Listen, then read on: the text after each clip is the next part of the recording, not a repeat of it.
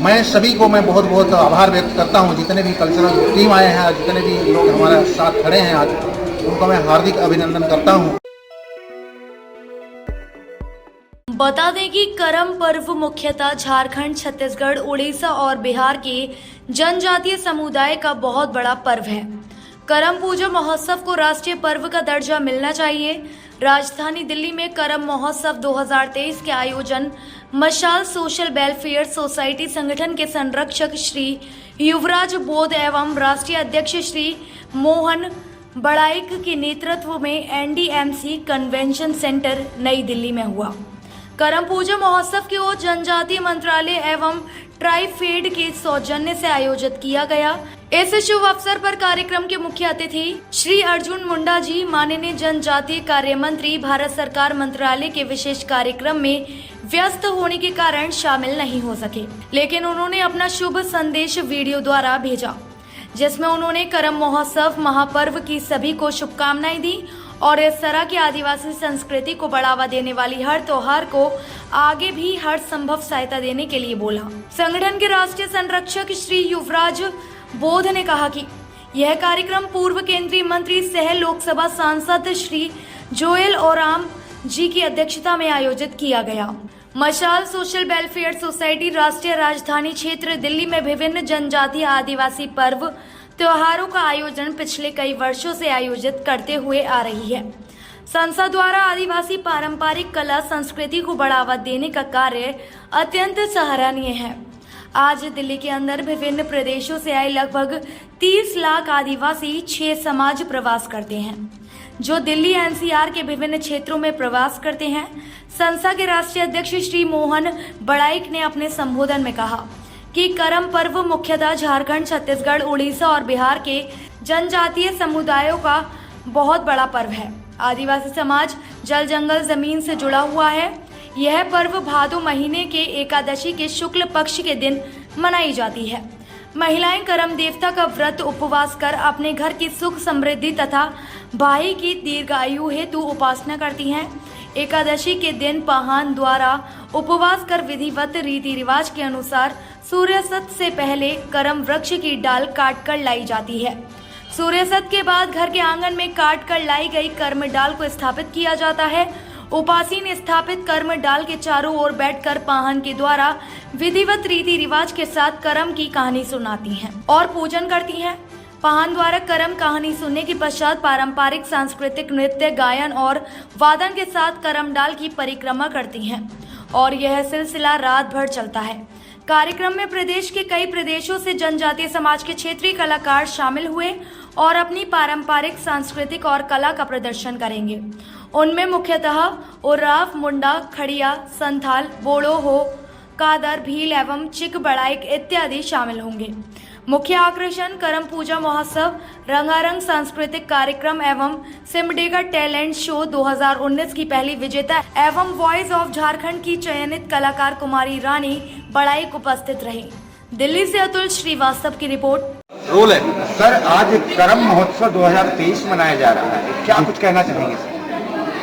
मैं करम पूर्व संध्या महोत्सव के उपलक्ष्य में समस्त आदिवासी भाई बहनों को मैं बधाई देना चाहूँगा और इस पर हमारे जितने भी सहयोगी हैं, हमारे माननीय केंद्रीय मंत्री श्री अर्जुन मुंडा जी का प्रयास है और उनका प्रयास की वजह से हम ये कार्यक्रम तक इस जगह तक पहुँचे हैं। साथ साथ इस कार्यक्रम को सफल बनाने में LIC ऑफ इंडिया, NHPC और एक और कंपनी है JSN करके है, तो मैं सभी कंपनियों को भी बहुत बहुत धन्यवाद देना चाहूँगा। ये करम महोत्सव है जो ये क्यों मनाया जाता है, क्या ऐसा है इस पूजा में जो इसको हर साल मनाया जाता है? करम प्रकृति की पूजा है। आदिवासी जल जंगल जमीन के बिना नहीं रह सकते।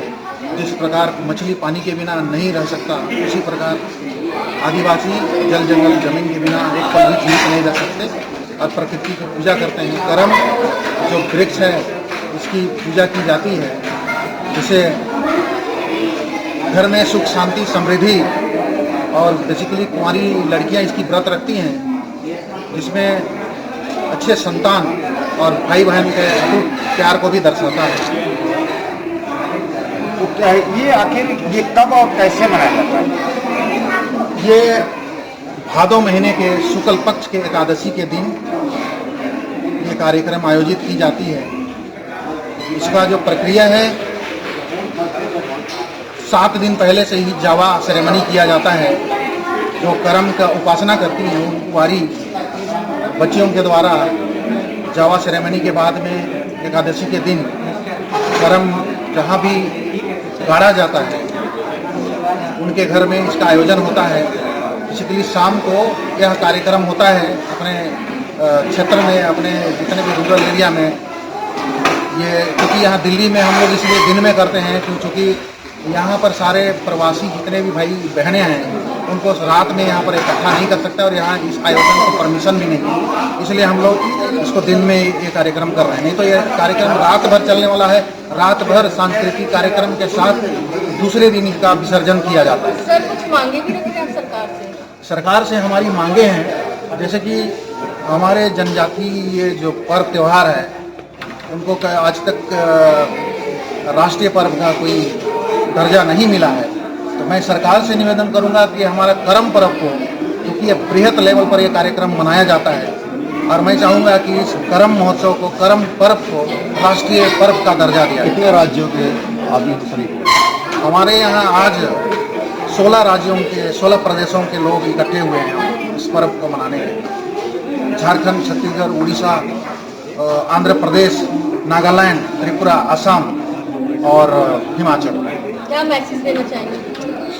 मैं सभी को मैं बहुत बहुत आभार व्यक्त करता हूँ। जितने भी कल्चरल टीम आए हैं, जितने भी लोग हमारे साथ खड़े हैं आज, उनको मैं हार्दिक अभिनंदन करता हूँ ये कार्यक्रम के लिए। और मैं आप सबों को भी बहुत बहुत धन्यवाद देता हूँ कि हमारे आवाज़ को उठाने में आप लोग प्रयास कर रहे हैं। सर, एक बार अपना परिचय दें। मैं मोहन बड़ाई मसाल सोशल वेलफेयर सोसाइटी का अध्यक्ष हूँ। आप लोगों का प्यार है, आप लोग हमें कहने का मौका दिए। नाम सुनील लकड़ा है, मैं एडवोकेट हूँ। लाकड़ा साहब, आज करम पूजा महोत्सव मनाया गया है, इस बारे में क्या कहना चाहेंगे? ये जो करम पूजा है, जैसा आपने करम में हमारे जो पंडित जी उन्होंने जो कथा सुनाई, उसमें साफ उन्होंने बताया कि 2 बातें हैं, कर्म और धर्म। कर्म और धर्म 2 भाई हैं। आज भी सारे विश्व में यही 2 बड़े भाई हैं। कर्म का हमने जो सुना प्रवचन में कि वो कर्म प्रधान है। कर्म प्रधान विश्व रचि राखा, जो जैसे कर्म करहि सो 10 फल चाखा।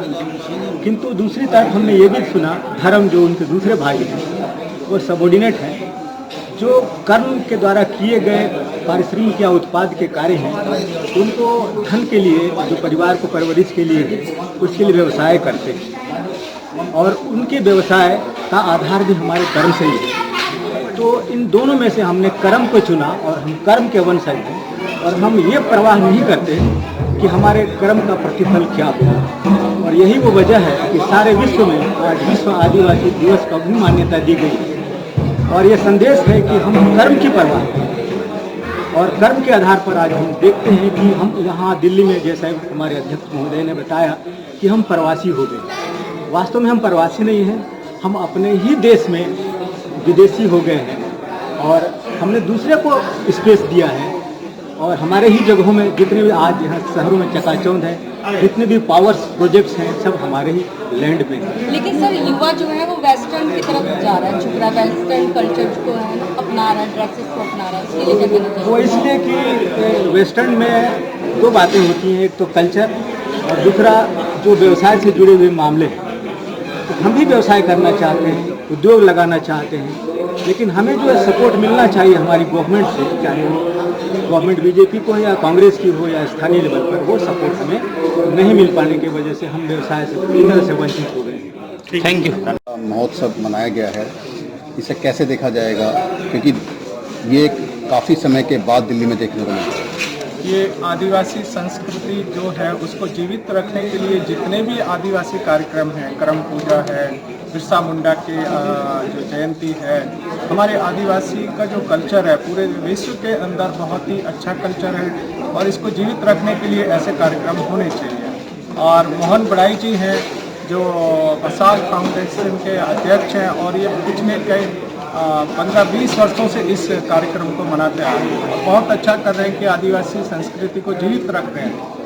और हम सबको हमारे देश की जो ये संस्कृति बहुत ही खूबसूरत संस्कृति है, पूरे विश्व में आदिवासियों का और कहीं पे भी हमारे राष्ट्रीय कार्यक्रम होते हैं तो आदिवासी झलक उसमें दिखती है, वहाँ पे कार्यक्रम होते हैं।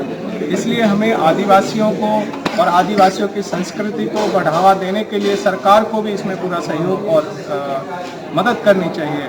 मैं तो ये कहूँगा कि दिल्ली के अंदर पूरे भारत के आदिवासी आकर रह रहे हैं पिछले 40-50 वर्षों से, तो सरकार को आदिवासी सांस्कृतिक विश्वविद्यालय दिल्ली के अंदर खोलना चाहिए ताकि हमारा जो कल्चर है वो पूरे विश्व में और पूरे देश में वो जीवित रहे और एक बहुत ही सुंदर कल्चर है जिससे हमारे देश की भी एक बहुत इज्जत और सम्मान बढ़ती है। तो आज मोदी जी पूरे विश्व में बहुत अच्छा काम कर रहे हैं, तो मैं यहाँ इस माध्यम से कहना चाहूँगा कि आदिवासियों के लिए दिल्ली के अंदर एक आदिवासी यूनिवर्सिटी का गठन करें जो सांस्कृतिक कार्य अपने हमारे लोगों को तैयार करें और पूरे जीवित रहे हमारी संस्कृति भारत की।